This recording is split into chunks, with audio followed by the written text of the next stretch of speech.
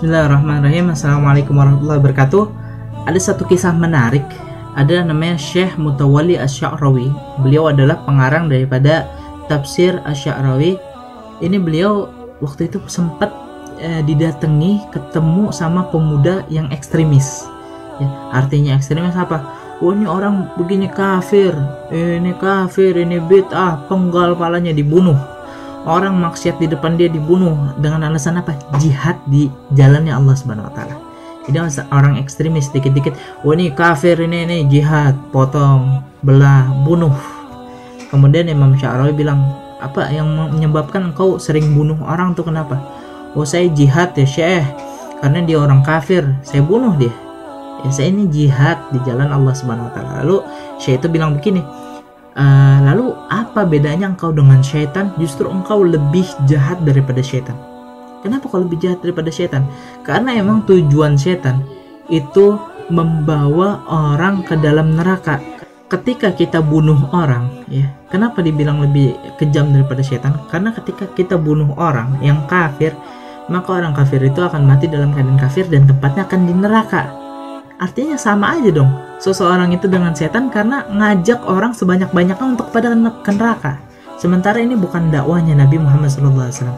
Nabi itu dakwahnya mengajak sebanyak-banyaknya orang kepada surga, bukan neraka. Kalau setan begitu, setan itu mengajak daripada orang ke neraka, bukan ke surga. Sebanyak-banyaknya diajak ke neraka.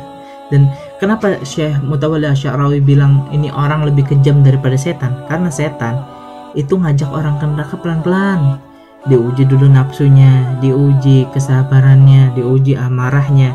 Ya, kalau misalnya emang hatinya udah diganggu sama setan, fisiknya, kegiatan yang diganggu sama setan, maka baru tuh masuk ke dalam neraka. Tapi ini orang nggak, cuma asal bunuh lebih cepat daripada ngajak ini setan. Setan kalau ngajak orang ke neraka lama, tapi apa?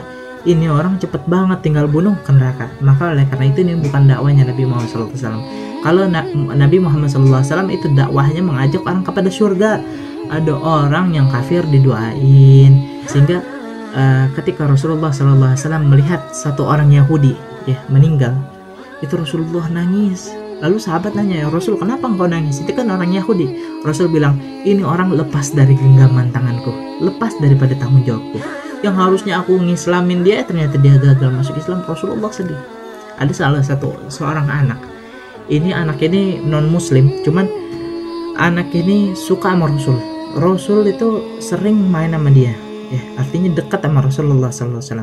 Sampai ketika anak ini sakaratul maut, ya, itu anak ini bilang Muhammad. Sampai bapaknya, kebetulan bapaknya itu benci sama Islam, benci sama Nabi. Ya. Akhirnya bapaknya ini karena nggak tegang lihat anaknya lagi sakaratul maut nyebut nama Muhammad. Akhirnya bapaknya ini dia manggil Nabi Muhammad SAW untuk datang ngeliatin anaknya yang lagi sakaratul maut. Ya. Kemudian Nabi bilang, "Qul asyhadu an la ilaha illallah." Ucapkan, aku beriman kepada Allah dan Nabi Muhammad adalah utusan Allah. Kemudian anak ini masih ragu untuk mengucapkan syahadat untuk masuk muslim, ragu nih.